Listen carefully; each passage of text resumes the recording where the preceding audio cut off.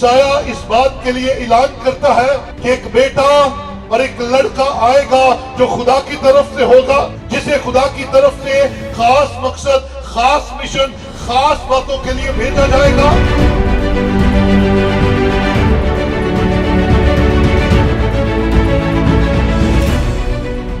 सारा साल वो देता है, सारा साल वो हमारी औकात से ज्यादा हमें मुहैया करता है, सारा साल वो हमारी इज्जत को कहां से कहां पहुंचा देता है, सारा साल वो हमारे लिए क्या क्या नहीं करता।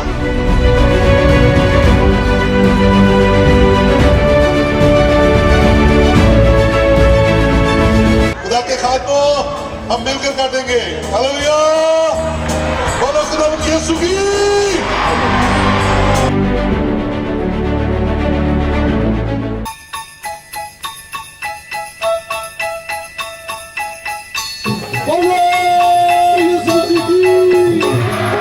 Dashing through the snow in a one-horse open sleigh, o'er the fields we go, laughing all the way.